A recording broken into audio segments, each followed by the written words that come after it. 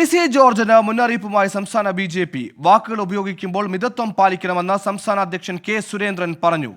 ഫേസ്ബുക്കിലൂടെ എന്തെങ്കിലും വിളിച്ചു പറയുന്നവർ പാർട്ടിയിൽ ഉണ്ടാവില്ല. 2019 സ്ഥാനാർത്ഥിയേക്കാൾ മികച്ച സ്ഥാനാർത്ഥിയാണ് അനിൽ ആന്റണിയെന്നും കെ സുരേന്ദ്രൻ പറഞ്ഞു.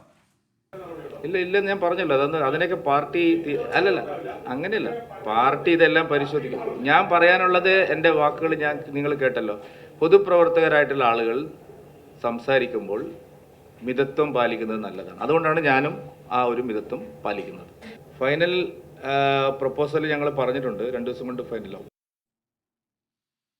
അലക്സ് മുഹമ്മദ് തിരുവനന്തപുരത്ത് നിന്ന് ചേർന്നു. അലക്സ് മുഹമ്മദ്, സുരേന്ദ്രന്റെ വാക്കുകളിൽ ഒളിച്ചുവെക്കലുകളില്ല. PC ജോർജിന് കൃത്യമായ മുന്നറിയിപ്പ്. എന്താണ് വിശദാംശങ്ങൾ?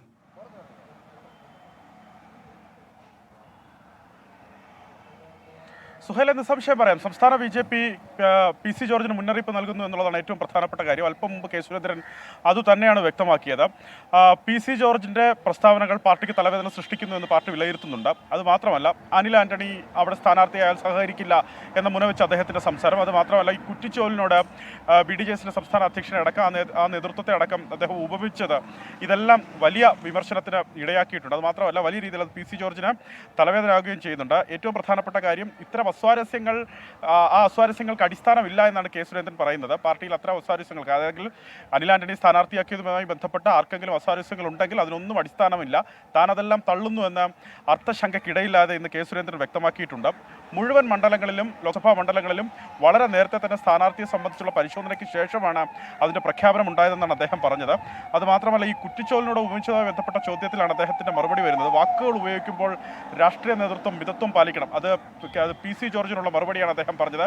PC ജോർജ് കൃത്യമായി തന്നെ വാക്കുകൾ ഉപയോഗിച്ചില്ല എങ്കിൽ അത് പിന്നീട് അത് പരിശോധിക്കേണ്ടി വരും എന്ന കാര്യമാണ് അദ്ദേഹത്തിൻ്റെ വാക്കുകളിൽ ഒളിഞ്ഞിരുന്നത്. ബാക്കി പിന്നെ പറയാം എന്നാണ് കെ സുരേന്ദ്രൻ പറയുന്നത്. അനിൽ ആന്റണിയുമായി ബന്ധപ്പെട്ട് PC ജോർജ് നടത്തിയ വാദങ്ങളെയും കെ സുരേന്ദ്രൻ തള്ളുന്നു. അനിൽ ആന്റണി പത്തനംതിട്ടയ്ക്ക് ലഭിക്കാവുന്ന മികച്ച സ്ഥാനാർത്ഥിയാണെന്നാണ് കെ സുരേന്ദ്രൻ പറയുന്നത്. 2019 സ്ഥാനാർത്ഥിയേക്കാൾ മികച്ച മുന്നേറ്റം അനിൽ ആന്റണി അവിടെ ഉണ്ടാക്കുമെന്ന് പറയുന്നു. 2019 പത്തനംതിട്ടയിൽ മത്സരിച്ചത് കെ സുരേന്ദ്രനാണ്.